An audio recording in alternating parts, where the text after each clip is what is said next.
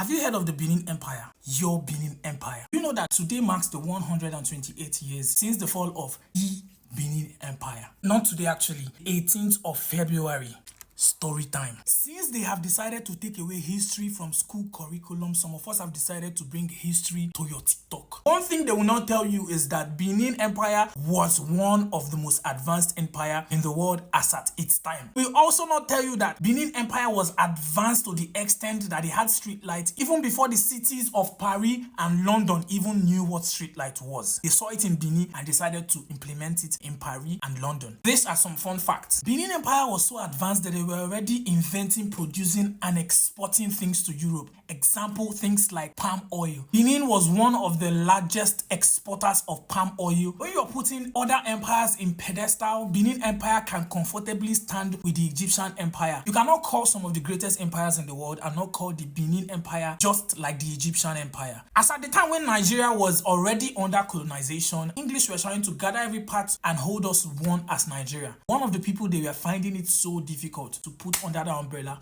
were the Benin. The Benin would not just let them come in. And I mean, they did not like that. So they decided to pay Benin Empire a visit. As at the time when this was the king of Benin Empire. Have you ever heard of that name? Ovaronwi Nagbaisi, one of the greatest kings from Africa. King Ovaronwi Nagbaisi was the king of Benin as at the same time when Queen Victoria was the queen of England and Frederick Lugard was the British governor of Nigeria. So they were like, this is a slap. If we say we are the ones governing this territory and yet these people are too stubborn for us to handle. Now here's the problem. They decided to visit Benin as at the time when they were having a very sacred ritual that nobody visits Benin, especially strangers. The king is not allowed to see anybody as at this time he stays locked up for days. But the British are like, you don't tell us what to do. And they came by force. So the Benin people, out of their own will, flogged them out of Benin and chased them away. But you know these people, they're like, nah, you can't do that to us. So they went to recuperate and came back. But here's the thing, they needed permission from Queen Victoria to raid Benin, and so they asked for her permission and Lady Victoria signed the paper that gave them the permission to go and raid Benin. Now this is the thing, they will tell you it was a raid. They will try to fine-tune it and call it a raid so that it will not be too hurtful, but truly it was Benin massacre of 1897. It was a surprise attack. They broke down the walls, spied young men, old men, harrowed our mothers and sisters, took away